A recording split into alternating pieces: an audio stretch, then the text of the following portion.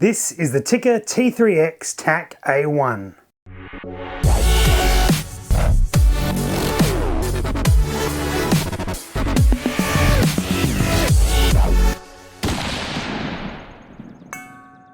This is very much an anticipated Tikka release. It's effectively a Tikka T3x, but in a chassis with a stack of additional features. This rifle is a 6.5 Creedmoor, but the rifle also comes in 308 and 260. Just looks good, doesn't it? Just looks good. This gun just screams PRS shooting, and that's what I believe it was intended for. PRS in the long range world is very much set up for that purpose and that purpose alone. Now it can certainly be a good hunting gun. It's got a reasonable amount of additional weight, so you need to take that into account depending on the style of hunting you go about. Capable long range hunting gun if those calibers are suited to what you're taking.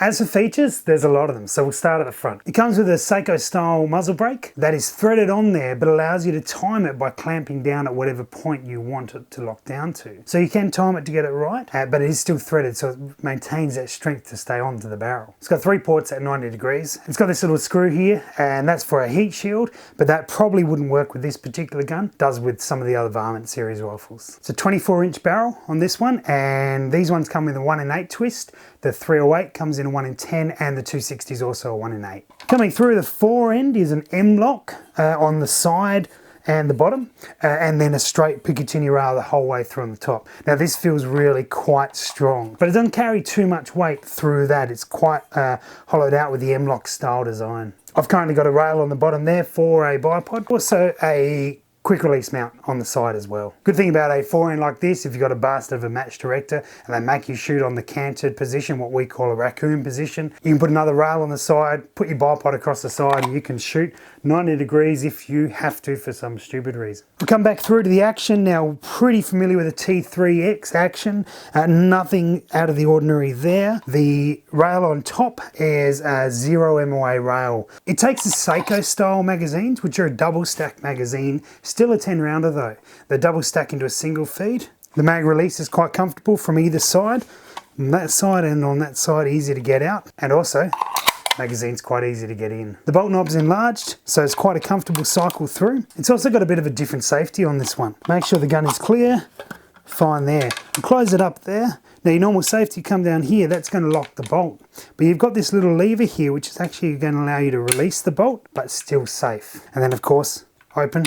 It's fine to go. On this side, you've got another couple of quick detach points. The grip on this rifle is an AR style grip. It comes with quite a knurled and grippy type handle that's a little bit larger. It's not quite as thin as a lot of the ones you see as a generic part of a stock. I know this grip probably opens up and you can put stuff inside it.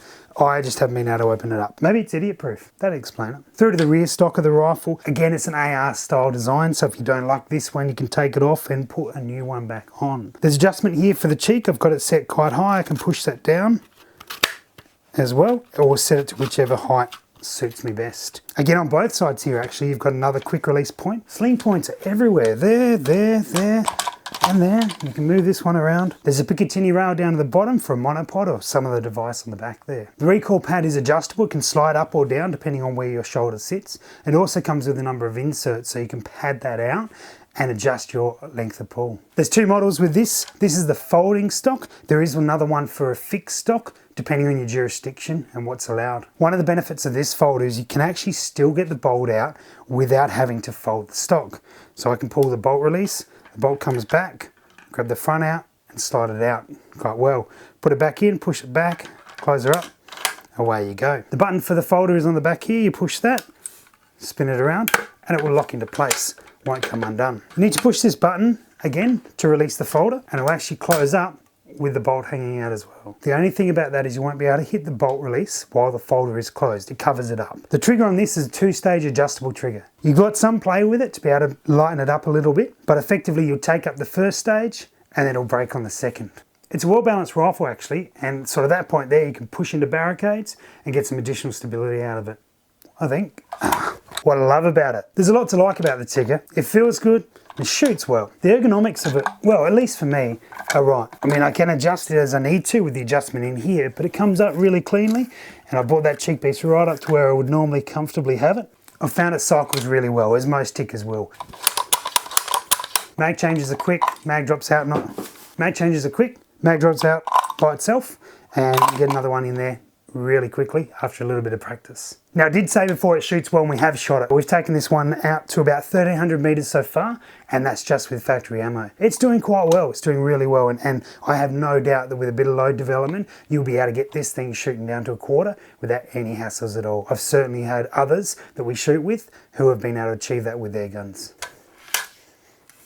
Well, I guess what's more important is that the gun works well, it feels nice, it cycles smoothly, mags are easy to change. You can put stops on if you want to, you've got the adjustability with it.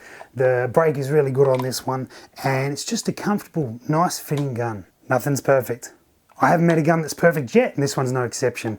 I wish there was some adjustment in this rail.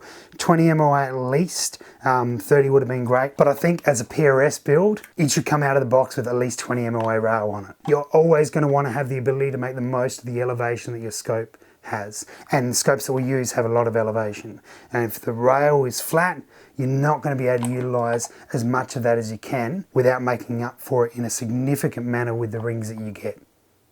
The only other thing I'd like to see on here is a thumb rest somewhere, because a lot of us shoot thumbs up. Thumbs up, even on a rifle like this with the pistol grip, somewhere a bit nicer to rest your thumb would be great. The magazines on this gun, for an additional magazines, is relatively pricey in comparison to what a lot of other guns are running with an AI standard. Now don't get me wrong, the mags are really good. It just means when you're buying your second, third and fourth magazine, you're going to be spending a bit of money on them. Personal gripe, I'm not a big fan of the two-stage trigger, but I'm not a big fan of two-stage triggers at this point in my shooting career. No doubt if I spent some more time with it, I may get to appreciate it and be able to use it really, really well. If you're changing from a single-stage trigger to a two-stage trigger, just make sure you spend time dry firing and with the gun so you get to know how that trigger works and can comfortably make it work for you.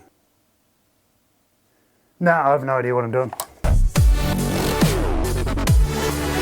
So let's have a look at the Tikka T3x Tac A1. It's a good gun. It really is good. It's around the higher price point of its competitors that have come out of the box, but it certainly has a nicer feel to it. Everything sort of feels finished really good. There's no roughness to it at all. And I guess that's what you're paying for with the additional money. It's a nice finish and there's some good features about it. It's been comfortable to run on barricades, comfortable to shoot out long range. I don't think you'd be unhappy with it. If you like Tikkas, it's a safe bet.